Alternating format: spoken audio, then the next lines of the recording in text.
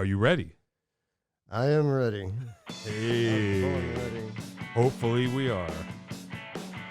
John Peckman Podcast, Connecticut Valley School of Music and Dance, beautiful downtown Portland, Connecticut. Come over the bridge, go through one set of lights, start looking left. You got to park in the street. My spiel's getting longer. I got more instructions. Like and subscribe if you're watching on YouTube. Oh, I forgot to put my hat on because my hair looks terrible. And now I'm flogging the merch that I never flogged before Christmas. So we have hats, kids. It's maybe buy one for next year. And we have mugs and hats. And listen, Dave will tell you how to have your very own show just like this. Maybe you could have hats with your name on them, too, so you can cover your bad hair day. We are here today with none other than punctual Rob DeSorbo. Oh, God. I got a nickname now. Yeah, you got a nickname. Rob DeSorbo, great bass player. Been on the scene for a while. Before, probably, no offense, before I was on the scene. I am afraid so. And you're punctual, is what we learned today. Yeah, you did, yeah. The only early musician in the biz. Really? One of them. I treat it like a gig, you know. It's great. You know, you got to treat it like a gig. I appreciate it. Yeah. That's good. That's helpful because, yeah, I'd be just sitting around. Gave you time to go out and get coffee, and I got comfortable. See what I'm saying? There we go. It all works out. Yeah. So this is you comfortable. Yeah, I guess so, yeah. If there's a such thing. Yeah, right. Well, there's not a million people around, so I'm comfortable. I hear you, man. Crowds bother me. I know what that's like. There's only one. Do you want Dave to leave? I got to tell you this quick story, though. I'm ready. You know, it's just funny because every time I set up for a gig, no matter where it is, first thing I do is locate the exit. Safety first. So I know how many feet, how many steps it's going to take me to get the hell out of there. Yeah, out of during the break. Out of this conversation. Yeah. Well, there you go. When the break comes, I want to get out of the building. I don't want to. Well, that was like, all right, so. That's what front guys are for. That's right. Yeah, they do all the talking. Talking. I went. This is gonna all tie in because it's gonna plug your gig. But I was like, you were always on the list. I might have asked you early on. I bugged you. I came down to the Pine Loft and said, you did come to the Pine Loft. I was hoping you'd come back with the dulcimer. I will. I'm still working on it. There you go. And so Rob came here to the store a couple weeks ago and left his CDs, which we're going to talk about. Oh, and I was like, oh yeah, that's right. I got to get Rob. I got to get Rob. And then the holidays, I forgot. I was driving home Thursday night and I had the CDs in the car and I said, you know what? Let me pop this in. And I go, oh, that's right, Rob. I got to call Rob. And I go, wait a minute. It's Thursday. He's at the Pine Loft in Berlin doing his open mic. I go, so I'm going to go there right now and hustle him for the show. And I turn around and I pull into the parking lot of the Pine Loft, and you're standing outside. I didn't even have to go in. You didn't have to come in. Yeah, I had your music on. I turned it up and rolled the window down to get your attention. You're like, "Where's my music coming from?" And you're like, "Oh, it's Peckman." Like the fifth song of the CD, and I'm cracking up, going, "Who's that?" Because all I see is this shadow, the silhouette of your body, and I'm like, "Uh-oh, I'm in trouble." Yeah, you're like the silhouette of a jerk. You're like that. Never know. So we set this up, and I didn't have to get out of the car. Yeah. Just leaned in, and I said, can you come next Tuesday? Yep. Boom. Yeah, that was easy. And I went home. I've walked to that gig. I walked when I came that one time. Yeah, I know. You could walk to the place. Yeah, I live up back. You can stumble home, walk there, and stumble home. Mm-hmm. How's it going over there? Every week that I've had the shortest list I think I've had is about 8 guys, because there's some dedicated guys that always have gone. That's good. That's fine. I picked it up from somebody else, that didn't want to host it anymore. I see. So it's one of those things that's been continuing probably for, well over 20 years. At the Pine Loft? At the Pine Loft. Wow. Thursday, acoustic open mic. Wow. Hand drums welcome. Yep. I set up bass drum mic and stuff just because that's what I do. Yeah, I've seen it. Do it right. It's cool. Yeah. And the venue is usually quiet enough where the guys that are listening to each other are there. And it's a cool place. Yeah. It's rustic and kind of cool. And the Connecticut Blues Society does their thing there on the Sundays. Right. During the winter months. Yeah. On a Sunday afternoon. I should start walking down more. I can walk. Maybe I'll create a zip line. I get up on my roof. Yeah. Somehow. One home, one coming, and one going. There you go. Yep. So tell us, you've been around playing bass around as long as I have been around. So how did you start to get around? Yeah. Tell us at the beginning. Well, the Blue Mountain Band disc that I gave you. Right. This is my roots. Those are my 1978. Yeah, actually, Brett and I started a band in 1971.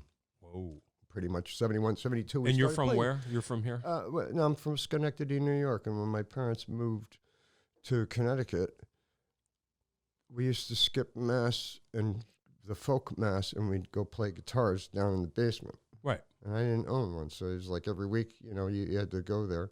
Mm-hmm. And then my friend and I, we started playing, and like somebody had to sing, which was me, and I didn't know what I was doing, and it was horrible. We were kids.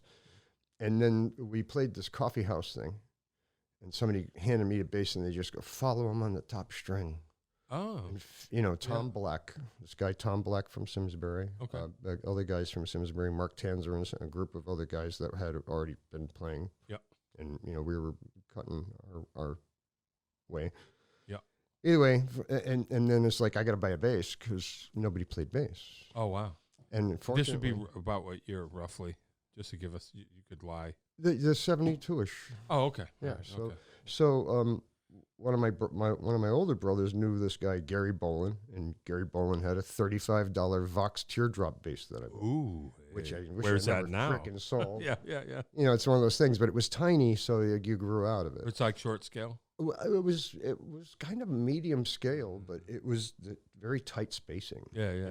It was like a jazz bass at the top, but all the way up. Oh, nice. It didn't get wider. Yeah. One of those instruments that's just the way it was. So you grew out of that. Yeah.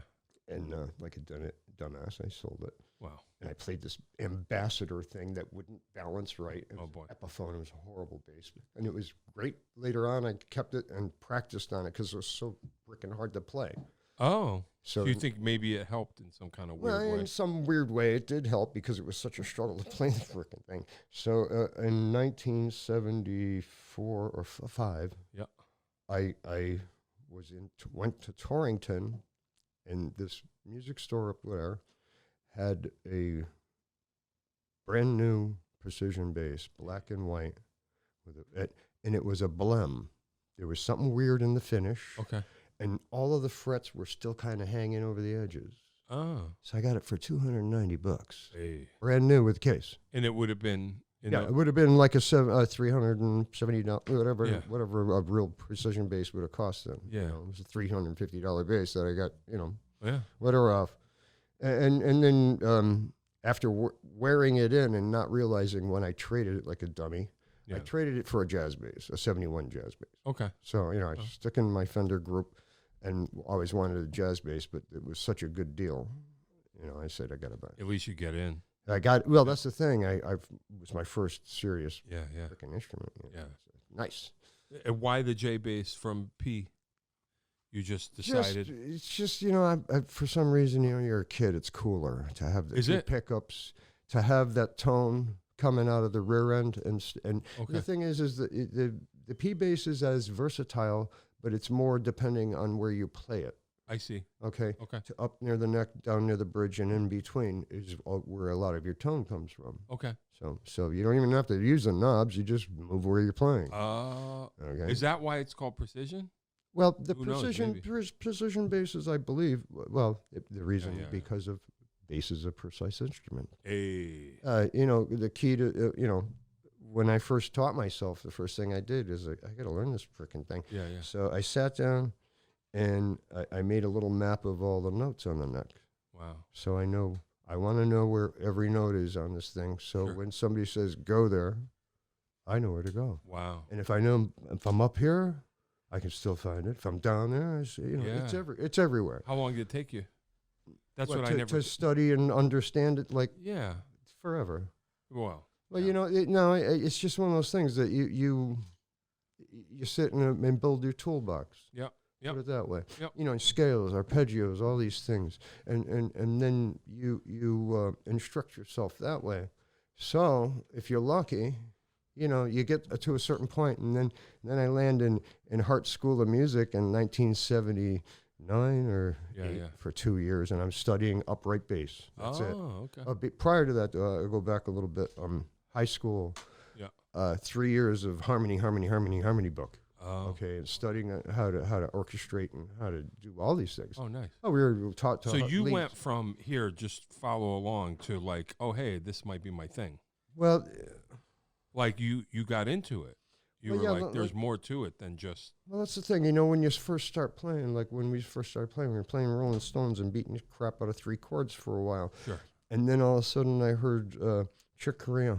Yeah, sure. So your whole world changed. Yeah, yeah. And then you realize how much harder you have to practice and how much harder you have to study and all these things. Yeah, yeah. And then all that kind of goes out the window because live performance is where the rubber meets the road. Right, right. Yeah, you got that right. So and here we are. Like and you here said, we you're are. still Exactly. Still, yeah. And that's, you know, that's why I end up. Some gigs are 3 chords and some gigs are not. Exactly. Yeah. But you know, as well. Some gigs are 2. Some are 3. I kind of care for those because you find, you know, sometimes you get to extend.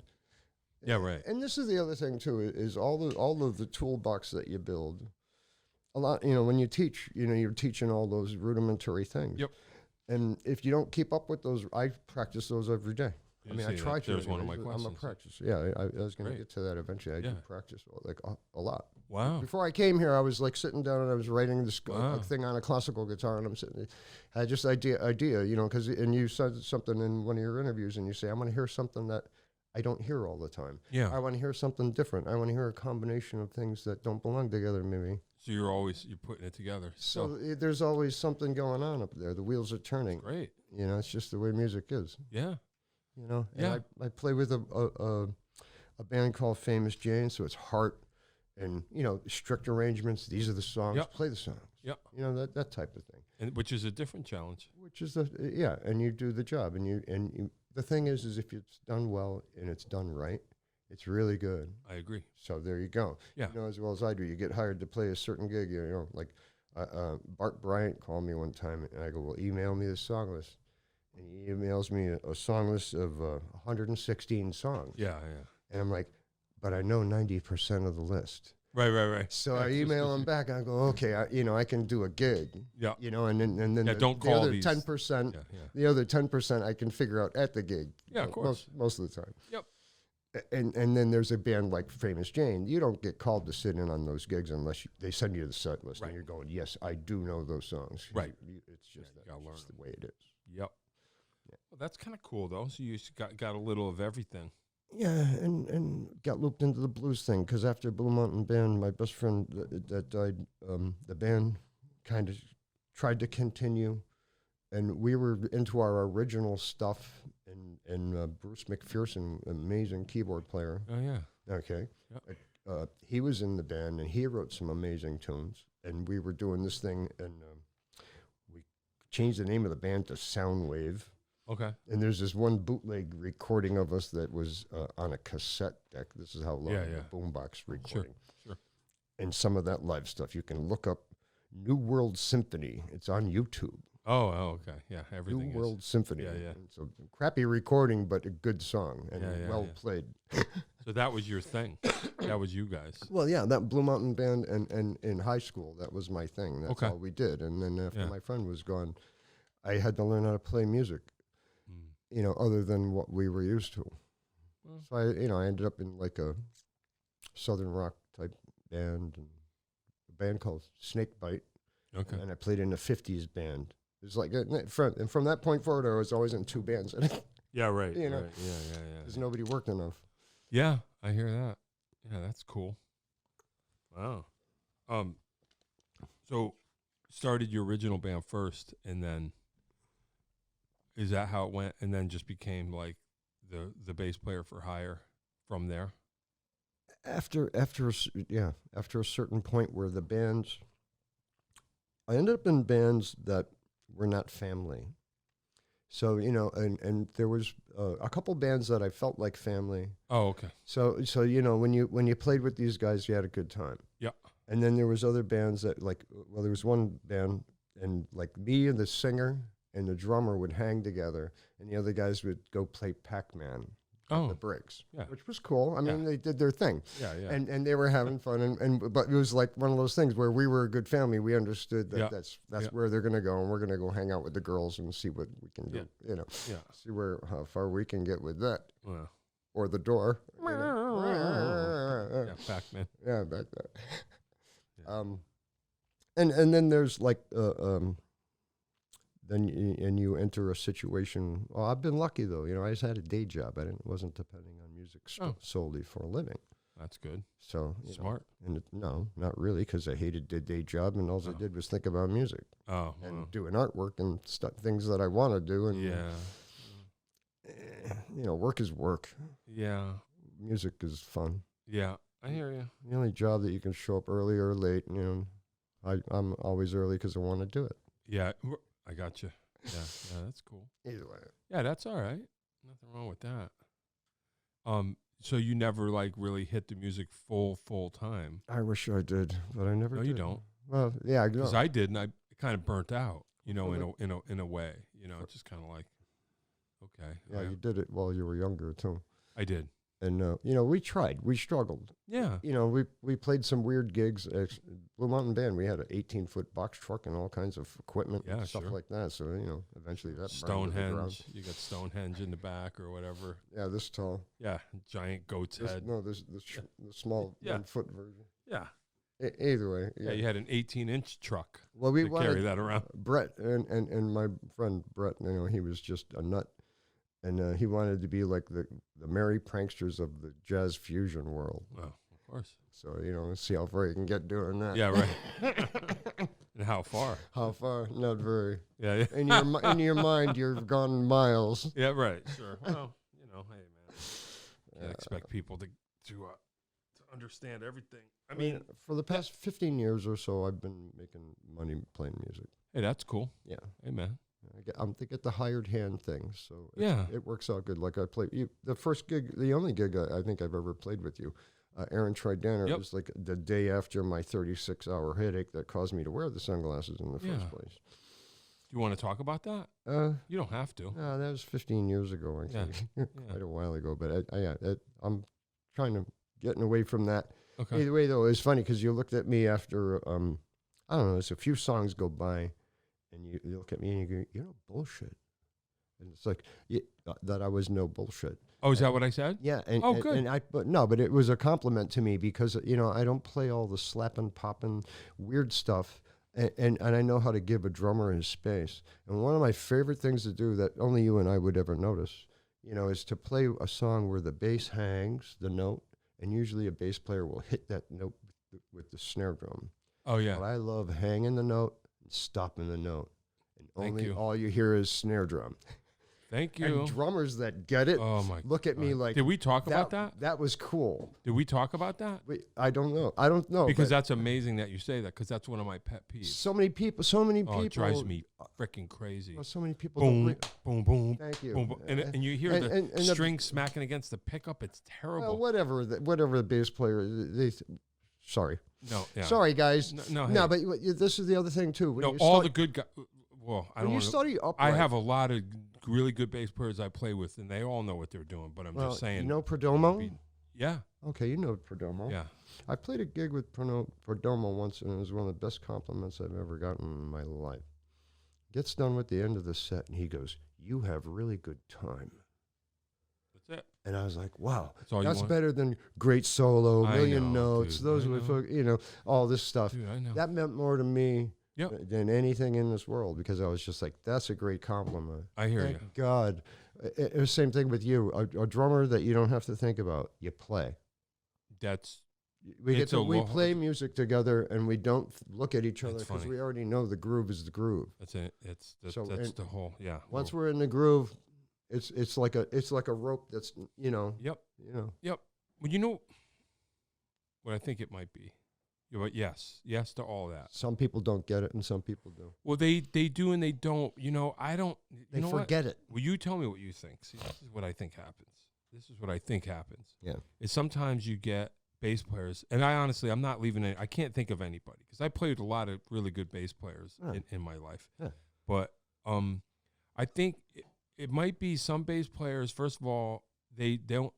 If they're doing a duo, like if they're playing without a drummer, you get guitar players like that too. They feel like they have to carry the rhythm, and they play so much rhythm because they have to, because there's no drummer. Then when they get a drummer, they're still locked into that thing, and it's just like, dude, be cool. Like I'll hit the snare drum, you play the bass, and we put it together. Yeah.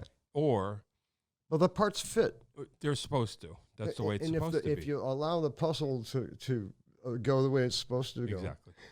Right. Everybody. I hit ever play and we used to play with guys and just to screw around.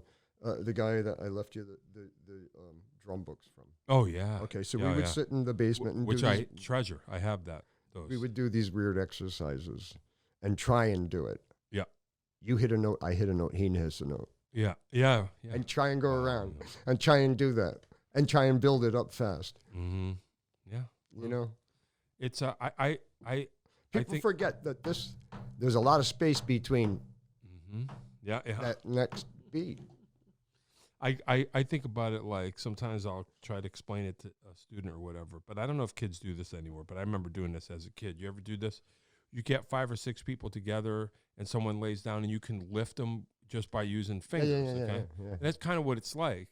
Everybody, like you put it like there's pieces, but it's like everybody does the equal amount of lifting and then the thing has life and it's buoyant and it moves. Yeah. But if one person is doing too much, it kind of, well, when one person falls off the bus, it's over. Yeah, that's why I got into for years. I mean, but I remember when I got into it, I was into it for years. Was well, I guess I would call my entree into it was like Latin jazz. I started getting into Puncho Sanchez, Tito Puente, and stuff.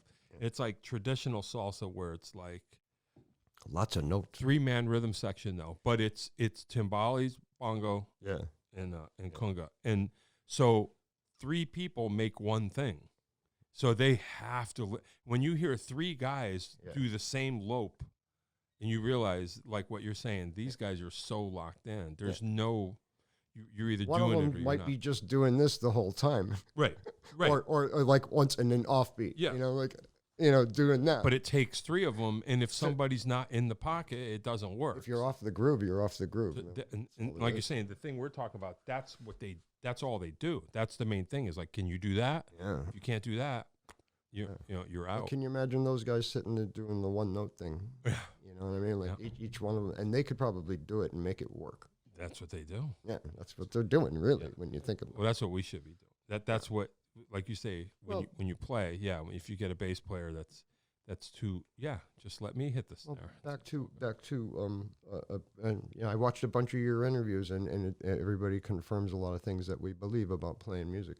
A great drummer, Joe Montanari. Oh yeah. So sure. Joe Montanari and I are playing a gig with Gene. I got to get him up here. Oh, you got to get him up. See, every time someone comes, let's get. And Thomas Sitaro, you got to get him up here. Don't know him. He's a bass player from long ago. I was talking to him. Okay. Dave, I believe, knows who he is. At any rate, so we're playing a gig with Gene Donaldson. Yep. And just standard blues thing. And Joe shows up, bass drum, snare drum, hi-hat, right cymbal. Right. Sure. The required equipment. Sure, yeah. Especially at the Bidwell Tavern. Yeah, right. Okay, so, you already know. He starts playing some stuff with his bass drum foot while Gene's singing. Yeah. And Gene, of course, looks over at him. He goes, "Stop doing that while I'm singing." There you go. But it was just one of those things where it's like, and, Joe didn't take offense. He just, sorry, getting a little out of hand, having a little too much fun. Yeah. Well, the other thing, too, is like I think, and you think the same way, is the singer is the boss. Exactly. The singer needs to be comfortable to deliver the song. Yeah. Who's on top? That's right. Yep. Yeah, support the singer. And also... or the guitar player, in instrumental music. These are the pockets, same thing. Well, we're accompaniment instruments, bass and drums. We're rhythm section until we're asked to solo. That's right.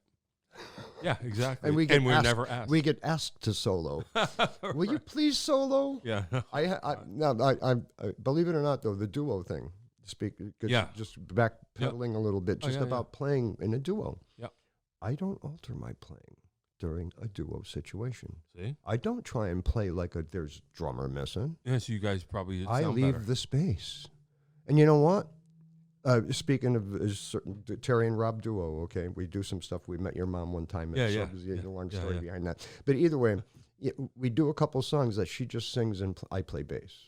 Wow. We do Opportunity that's by cool. by I don't know. Oh, God. Why don't I know?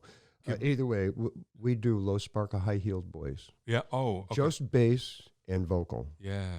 And when we're done, most people go, that was really cool. Yeah, right. There's so much more to the song, different. but there's just like you can, when you strip things down to its bare thing, it's pretty interesting to try and pull it off. Yeah. And people are filling in the blanks.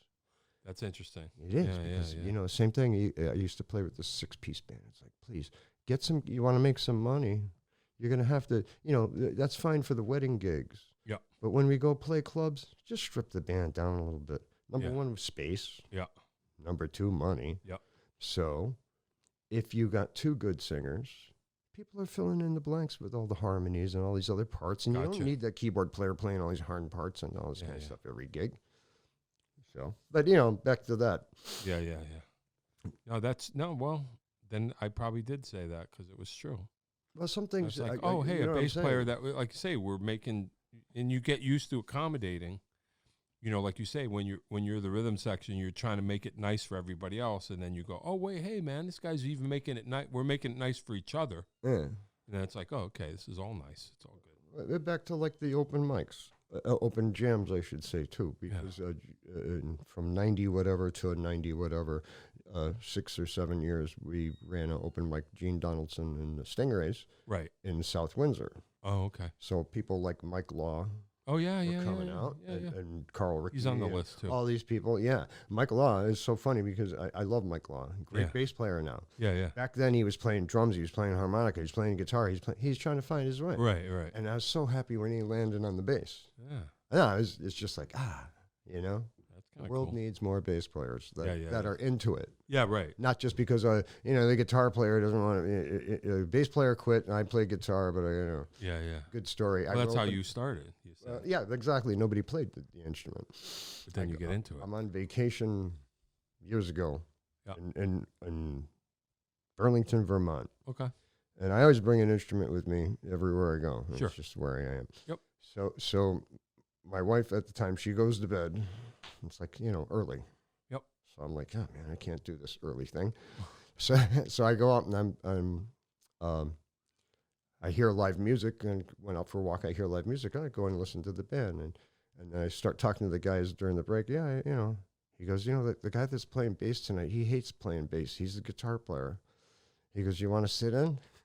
I said, sure, I'll sit in on a couple of songs, you know. And after I played like 2 songs, they were like, I ended up playing like the rest of the set.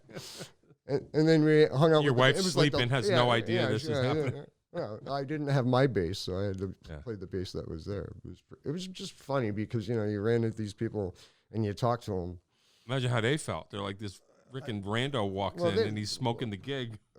He was the other guitar player was happy because he got to play guitar. Oh, I got you. Also, so he wasn't like I was taking his gig away from him. He was happy because he got to get off the bass and play guitar instead of playing bass. That's cool. I think they were switching back and forth, just whoever could play whichever song on the bass. That's funny. You know what I mean? Yeah.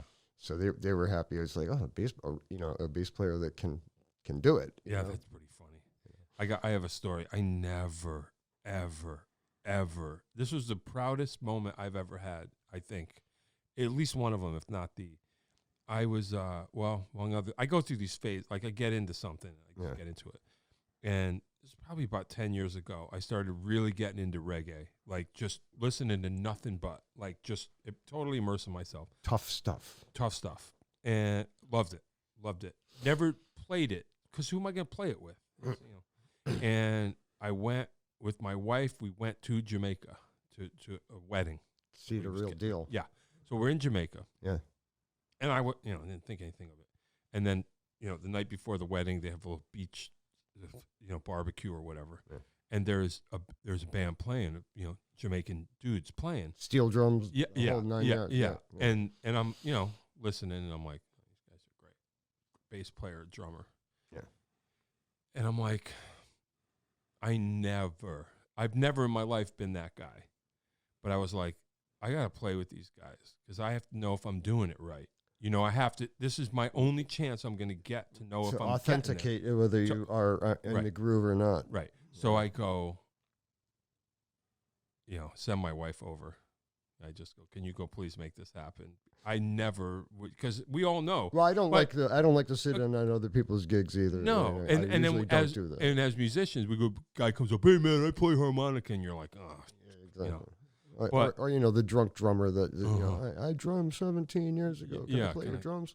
So I was that guy, and and I just said, and I tried to tell him as just directly as I could. I just said, I'm a professional drummer. I need to learn this in life, and I just said, I love your music. I'm not gonna disrespect it at all. I listened to the drummer, and I was like, I could do this. I want to do this. You think you can? Yeah, and I just said, I need to please. I'm not. I understand. Oh, okay, all right, and I said, all right, and they counted it off, and I hit it, because I like you. I knew what not to do. I understood it, and I just kind of gave it my best shot. You have yeah, and they were like, they were all, oh. You understand? And I'm like, all right, so I got through the tune, and I stood up, and they're like, no. And I finished the set. I did the same thing. They were like, and that's cool. The drummer just, you're good, and he took off. And you're holding it. You're doing exactly what you're. Yeah. And by the end of the night, the band leader goes, "What are you doing tomorrow night?" And I'm like, I can't. I got to be at the wedding. Yeah. But that's too funny. I was so. Well, that's how good you are, and when the time. I was proud of myself because I knew. Then I was like, at least I knew I was on the right track. I don't think I was the world's greatest, but you don't know. Well, you'll appreciate this quick one.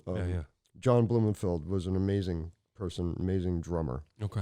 Very into jazz. Okay. So he started playing with the Stingrays a little bit, and I had to pull a Johnny Cash on him one night because he, his bass drum foot. I looked at him one night. I said, Johnny, you got to kick that thing. Oh, really?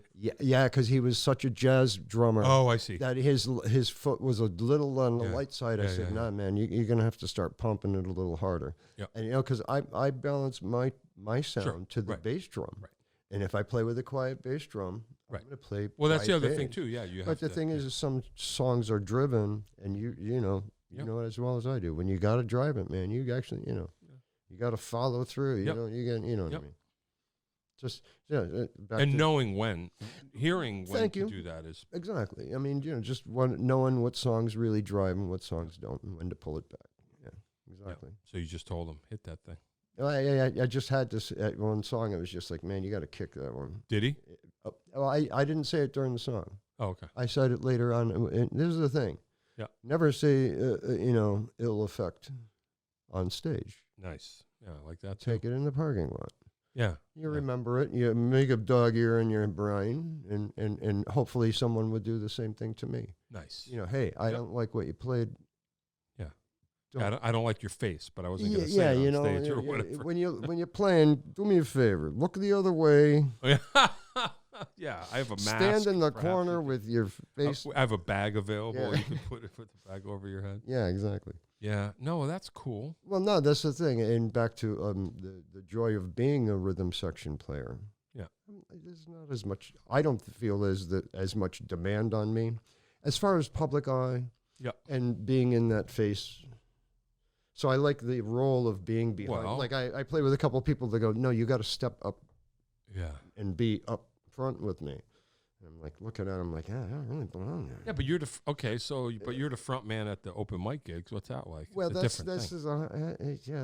what's weird. Is somehow I got looped into this thing where I had almost had to create a whole nother version of me. Yeah. Because it's acoustic Rob, and I bring the bass and hope that people will ask me to play bass with them.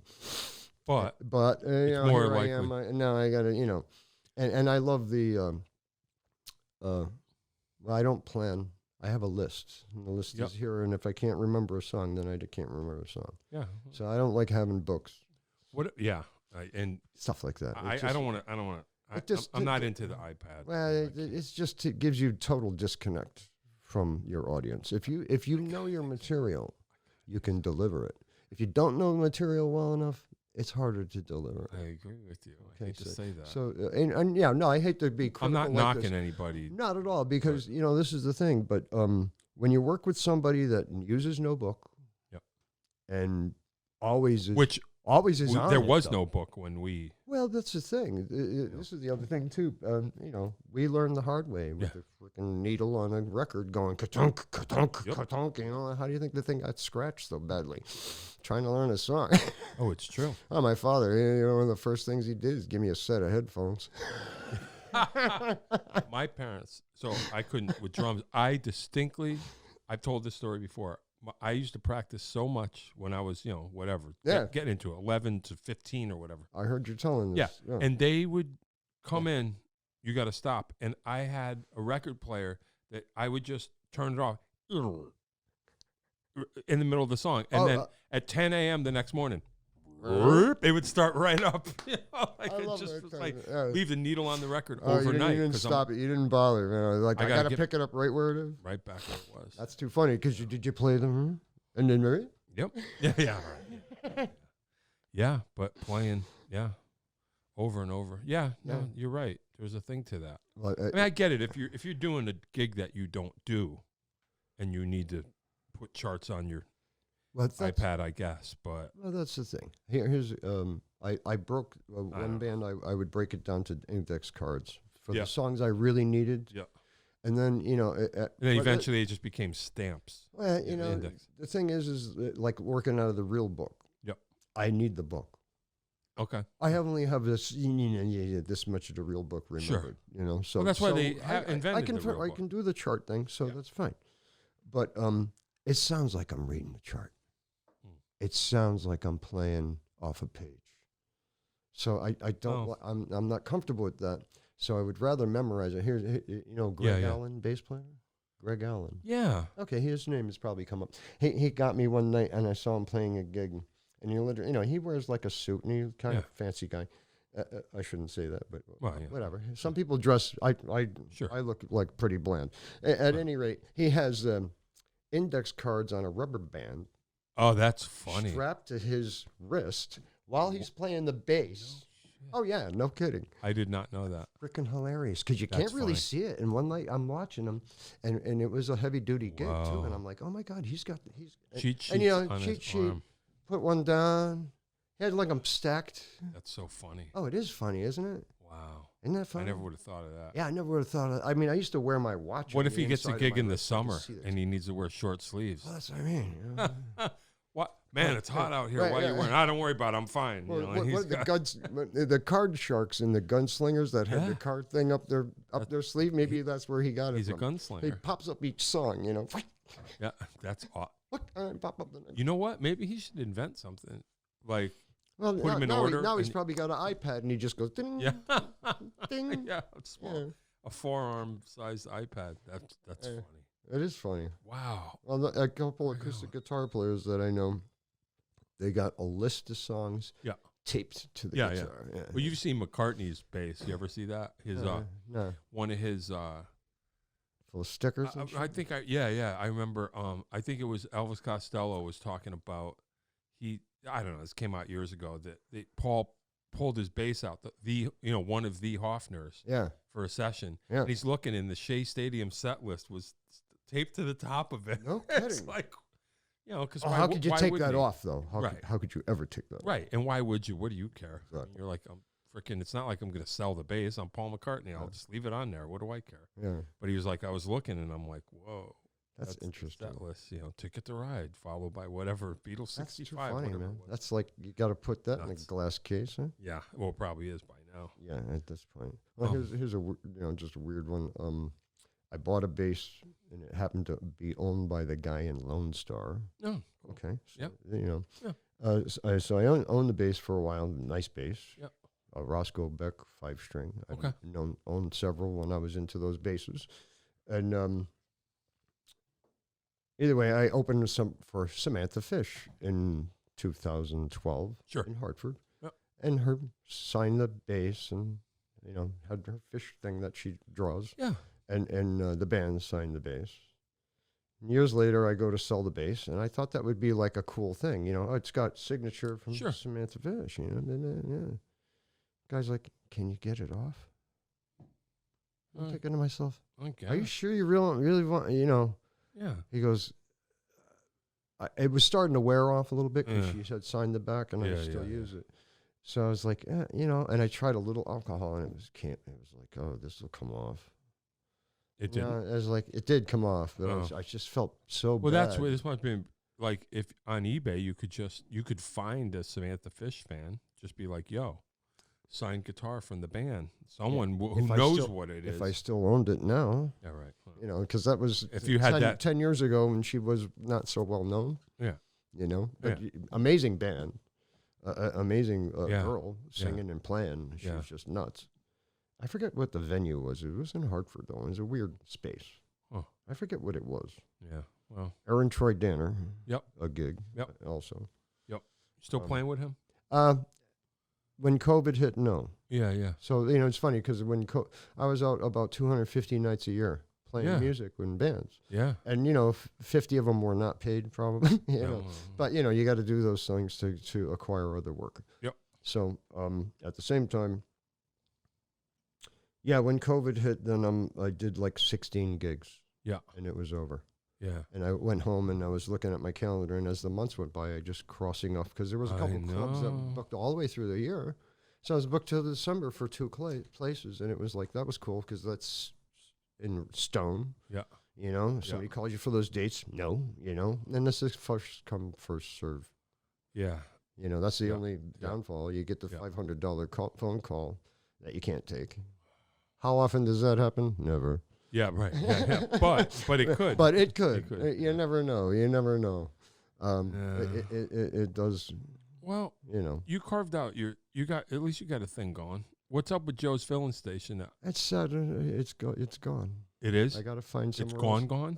Well, he's sold the business, or he's selling the business. So he had to be out of there at a certain time. So I'm sad because I got to find somewhere to pull that off, Yeah. So I wonder if anyone's going to take that place over. I don't know. You had a cool little thing going. Yeah, the only problem being in the place is no food. Oh, okay. So in these days, remember the days when we went to a bar and that's all there was? Yeah. That's where we played? Yeah, Bars? Yeah. Remember when you... And now it's got to have... Yeah. Can you boys play a little quieter? We're eating dinner. Yep. Do you boys know any nice songs? Yeah. I always love that one. You show up at a private party and Aunt Millie comes up and says, do you boys play any nice songs? And then they're always happen to be... They sit right in front of the speaker. And then you're just like... You're a little loud. Yeah. You're a little loud. It is what it is. Yeah. Have you ever seen a live band before? Yeah. And even at our quietest... Yeah, it's you not like... still think we're loud? Yeah, it's not like... Well, I think the problem is... John Bonham's not playing drums, lady. Well, just real people, like, they see music on TV, where people are having a reasonable conversation, and in the background, it's like... There's some band playing in the background. That's not really like that, There's more... You hear glasses clinking. Yeah. And watermelon. Yeah, exactly. Crowd noise at one seat. When did Acoustic Rob... So... I've always played acoustic guitar. Okay, yeah. And, I'm a maintained bass player. Mm-hmm. I put it that way. Yeah. I practice all genres. Get back to the reggae thing in a minute on that. I've always played a guitar for myself. Okay. Not for other people. So, hence, I had to do the open mic thing. Yep. And when I got involved with the Terry and Rob duo, I kind of got inspired to start playing the guitar more and start... Oh, here's a good one. I get a phone call from Leaveview Pop one year. He's been here. Pop. Yep. Okay. Says, can you play New Year's Eve? And I know him. It's worth... I didn't have to ask about money. Sure. It's going to be... Yeah, he's not going to call you. He's Leaveview Pop. I go, yeah, I'm available. I would love to play New Year's Eve with you. He's one of these people, you got to learn to smile. I do have to learn to smile. At the same time... I'm still working on it. I'm working on it. I've seen humans do this. I can only fake it so long. My face hurts. Yeah. Enough drugs me to smile. That's about it. Either way, so he calls me back minutes later, like an hour later. Uh-oh. Can you sing? Oh. No, I don't sing a lot of stuff. Yeah. He goes, I really need somebody that can sing. I think he called Ed Corvo. Sure. Yeah. And that was that. I meant to bring a picture because I haven't had a picture of John Blumenfeld playing with Ed Corvo, I believe. Oh. Back in jazz days. Sure. Okay. Yeah. Left-handed bass player. Not a lot of left-handed bass players out there. Right. So it has to be Ed. Yeah. Anyway. Could be. Back to well, he's a freak. Ed's a freak. Those guys are, the Corvos are freaks. I love that one story that one of the guys was telling. It was Ed Corvo story on your show about the piano player. I forget what band it was, Street Temperature or something like that. And one of them decided he's going to play a harmonica solo, the keyboard player. Yeah. So he plays the harmonica solo, and he puts, puts it down, and Ed Corvo throws it in the woods. I love that. That's like classic Ed. Yeah, classic. That's the kind of guy, typical bass player as far as I'm concerned. Yeah. I heard something I hate. I have to fix it. Yeah. Yeah. No, Ed's great. I mean, he's one of my. And he's amazing. He does all the right stuff. Yeah. Like all that stuff we're talking about. When I play with him, it's just like that. It's like falling off. When he wants to slap and pop, I'm sure he can do it. Sure. So. Yeah. But he's not waiting to do it. Like you say, whatever the job is, like if that's what I have to do, then I will do that when I'm asked. If I was a better slapper popper, then I'd probably get more of that style of work. Yeah, so but I don't want to fall into the single trick pony on the bass. Right. Back to the reggae thing. Funny story. Same year. Okay, whatever. I was 20-something years old. Yep. Reggae. Yeah. Decide I'm going to audition for this reggae band in Hartford. Hey. Heavy duty shit. So they I get the cassette tape. Yep. And I practice. And I practice. And I practice. I even practiced more. Yeah. All right. I drilled myself on this, and I got there, and I tried to hang. Oh no. Oh, I was just that bad. But they were. I was really close, and they were like, "You're too white." That was, and it was a simple fact. I would just, And I probably was too. I'm just, I passed. Now I finally, after 20-something years of playing music. After that, I finally figured out reggae. I finally figured out where to not be, instead of where to be. Yeah, it's crazy. And you can't just let the beat go by. You have to let the whole beat go by. Right. You know what I'm saying? You can't just be on there. Yeah. You have to. Yeah. It's that push pull. Yeah. And if there's that's not all enough they pull, do. That's all there's they not do. enough push, it doesn't work. That's all they do. So it's like That's all they do. The donkey lick on the saxophone. Yeah. I go. No, you're right. I mean, the thing you got to. I guess that a lot of music is like this, but like this is what I discovered about, at least about reggae, is like, I don't know, man. It's just Jamaicans are beautiful. It's like it's a challenge, isn't it? But we have to learn it. They're just expressing themselves. It's a natural. So it's like That's why they said you're too white. Right. We can figure it out, but it's not our. It's not our expression. Thing, it's like me on a guitar. I can't discover the blues licks. I can't find it. So what? But yeah, exactly. You discover I'm more your of own a classical thing. player or more of a. I don't know. I can't figure it out. Well, so this is what I love about Jimmy Bell. I was watching your Jimmy Bell interview the other day. Yeah. No fucking. Excuse me. No lie. Though Jimmy Bell, we played some gigs together. So I show up, his stuff set up inside. Hot summer evening. Yeah. He's sitting in his guitar with the neck. Yeah. No guitar, just the neck. Oh, yeah. And he's like, and he's practicing arpeggios and scales. So, we go inside, he's quietly playing. Sure. Quietly playing. Play the gig. Break comes, he gets something to drink, back there playing. Wow. Nonstop. It's like, I'm surprised he didn't take it in the bathroom with him, because he's just constantly playing. Yeah. And this is my joke about him, though. End of the night comes, cymbals are still ringing. Jimmy's packed up and driving down the road. Yeah, right. Send me the money. Yeah. And he probably went home. Yeah, and played. Yeah. He wanted to get out of there to correct all the things that he didn't like about his playing that night. I'm the same way. I get home some nights. Do you really? And I've done the same thing. It's there's something that was bothering me, so it's like, was it me?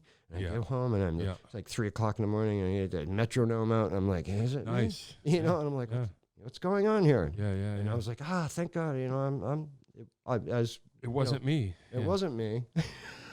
I guess that's part of Or what it is me, you know. You discover yourself. Yeah, you figure it out. Yeah, that's heavy. That's heavy. It's just one of those things too. Sometimes you get in that mode. Like before I came here. Yep. Yeah. You know, it was just Really? I knew I shouldn't have done it. You know how many times when I had a day job, I was late for work? And what was I doing? Figuring something out. Figuring something out on the bass or on the guitar. And here I am. I spent 20 minutes doing it instead of 5. Do you think it's a curse? Sometimes I'm starting to think that. I go, my life would have been more normal. I would have had my act more together, but I'm distracted by, because I always got a couple of things going on. Here's a good one. That take up my time and my earning potential. Someone I used to date, when I would sleep, she said I would do this in my sleep. Right. And I'm that guy. People that don't know who I am. And back to a quick story about that, where that came from. Yeah. Because people ask me that, and so while what day you play your bass up high? Yeah, and while I was at Hart School of Music, I used to sit on the same stool at home, and study. I see. All the time. Yeah. So when I stood up, my bass dropped down to my hip. Right. Sure. And I was like, "This is wrong." Whatever. So I poked another hole in the strap, and I was like, oh, "Okay." Yeah. So now when I stand up, it's still fine. Fine. No, I do. Hey. So here we are. I'm a lefty that plays righty. Yeah. Well, I'm a hack bass player. I've never played bass standing up ever. So I'm always playing with the students. So I probably would be the same thing. So you probably have to take the strap, and you're so used to sitting. Yeah. Because I don't know how to. You don't know how to sling it down low. Yeah. But that's why I don't play bass. It's like some people. One guy comes up to me after I played somewhere, and as a matter of fact, Jake's in Wallingford. Yeah. You know, so I was warming up on the not playing through an amp, just sitting on the side of the stage, waiting. Yep. And back to being like Jimmy Bell, I'm sitting there doing exercises on the bass, And after the first set, this one guy comes up to me, he goes, "I knew you were going to be a good bass player when I saw you warming up on the side." And he was like, "Oh, I appreciate that." Yeah. That's whatever it takes. Yeah. And speaking of Jake's, I remember your band Sex Pizza. Oh, yeah. I saw you guys at Jake's. I didn't know. Yeah, I don't remember. Hilarious. So that night I come up to you, I go, "Well, how'd you come up with the name with Sex Pizza?" And you look at me, you go, "Well, people like sex, people like pizza, Sex Pizza." Yeah, it's easy to remember. Easy to remember. Yeah, I think, I don't remember. Good band. Oh, thanks. Great, It was a lot of fun. Great players, and it was a lot it of took me back because I was like, I swear I saw some of the same guys playing in the Rushing Lady back in 80 something, doing the same songs. Yeah, we had our moment. Yeah, we had our hot. It was a couple of years.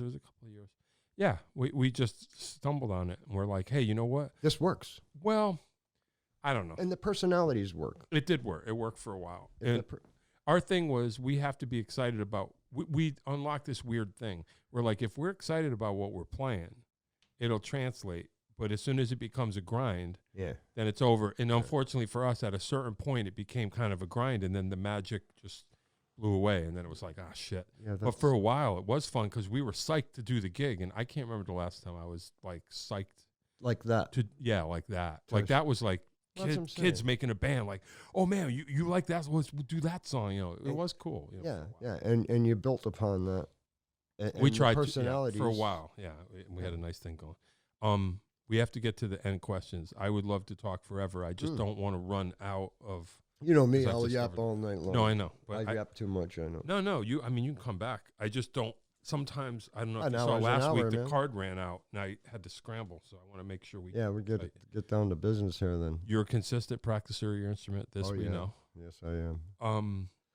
Desert Island albums, a few that will define, if you can. Chick Corea, Where Have I Known You Before? Okay. Return to Forever and No Mystery. Sure. Okay, those two. I'd have to take Inner Mounting Flame. Yay. Mahavishnu. Sure. Red Clay. I don't know that. Freddie Hubbard. Oh, okay. Okay. Ron Carter is my idol. Oh, okay. Everybody, I jockoed my bass like everybody else did. Yep. But Ron Carter. Okay. Is my idol. Far out. And VSOP Quintet. Oh. Live. Ooh. Oh, yeah. Don't know that. Oh. Okay. Oh. Good. You're in for a treat. Good. Yeah. You are in for a treat. I Double like- album set. I like new. Anything I haven't heard. Oh, I like. Tony Williams at his best live. Okay. All right. Yeah, we'll get into it. Kicking butt, man. Yep. All right, I'm down with that. That's the desert food thing. Yeah. I love this question just because I've given this one a lot of thought over watching all the interviews. See, it's not fair. So You're it's supposed not to be fair. unprepared. It's not even a question anymore. Yeah. You But, asked the question, and now you're going to answer it. I figured I'd just get it over with because you're running out of time. Here we go. Thank you. Mac and cheese with lobster tail Ooh. with a steak. Wow. Oh, yeah. Yeah.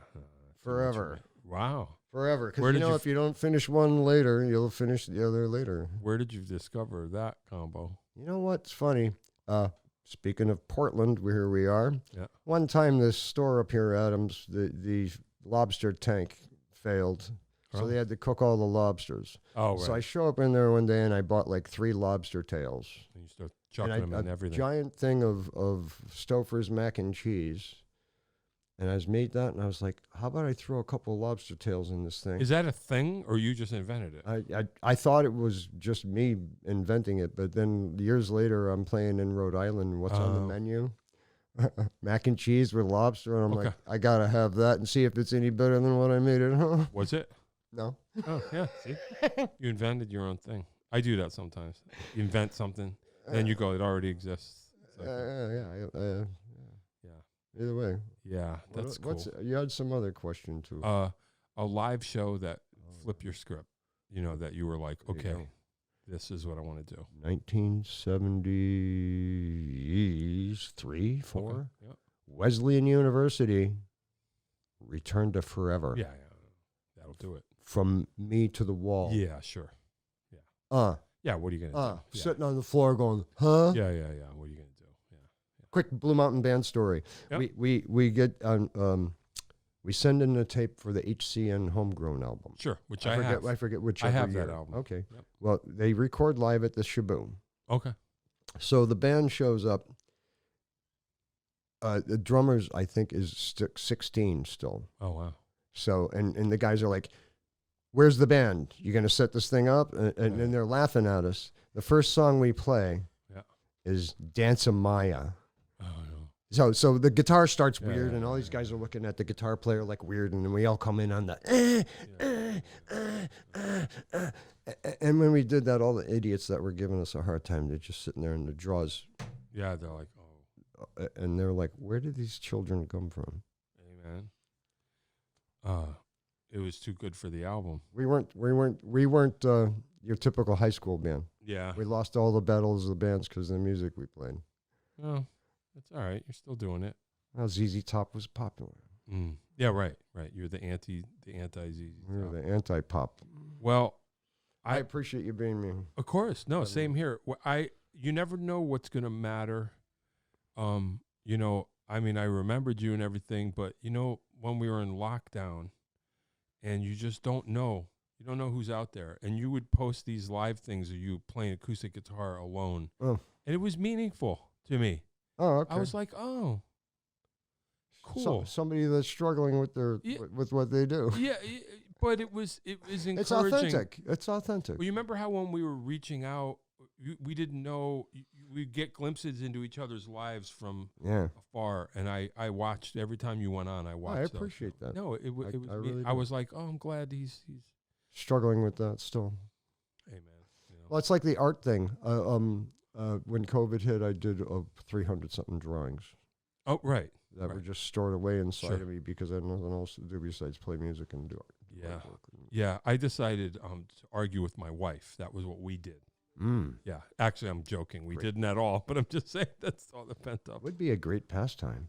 No, it's all right. It's our future, too. It's past, present, and future. No, actually, not at all. Thank you very much for having me, and I'm honored to be sitting in the chair that I'm sitting in. Hey. Oh, don't forget that. He's trying to... Oh, yeah, hey. Yeah. A Rob DeSorbo. Original piece of artwork. Original piece of artwork. There you go. We're going to figure out how to get it up here. Well, in the... I figured if it's not suitable for here, then you can take it home. We'll figure it out. Why? Is it obscene in a way that I'm not understanding? No, not at all. Right. Oh, my God. Did you see what that is? That looks like a... Yeah. No, all All right. We got to go before you. Thank you so much. Hey, I of course. appreciate it. Yeah. Love So it. tell us what you're doing real quick so people can look for you. Oh, well, this Thursday and every Thursday, the Pine Loft. Yep. In my neck of the woods. And in your neck of the woods. And then I'll get a dulcimer thing together. Next weekend, 3 Doors in Springfield with Aaron Troy Danner. Okay. And Aaron Troy Danner again at the Brass Horse at 3:30 in the afternoon in wonderful Bark Hampstead. I know that gig. Yep. Yeah, so you know the drill. Cool. Yeah. Thank you so much. Yeah, no problem. All right, we're going to go. I'm going to press the button. Uh-oh. Punctual Rob DeSorbo was here. That's going to be your new thing. That'll be your thing. Rob DeSorbo was here. He was here early, which is beautiful. John Peckman Podcast, Connecticut Valley School of Music and Dance, beautiful downtown Portland. Come over the bridge, go through one set of lights, start looking left. Like and subscribe, buy a hat. The hell, I don't know. See what happens. Listen, Dave will tell you how to have your very own podcast. And thanks for listening, kids. Drive safe. That is all. That is all. If you'd like to start your own podcast, give us a call at Connecticut Valley School of Music and Dance. Our professionally designed podcast space is here for all your recording needs.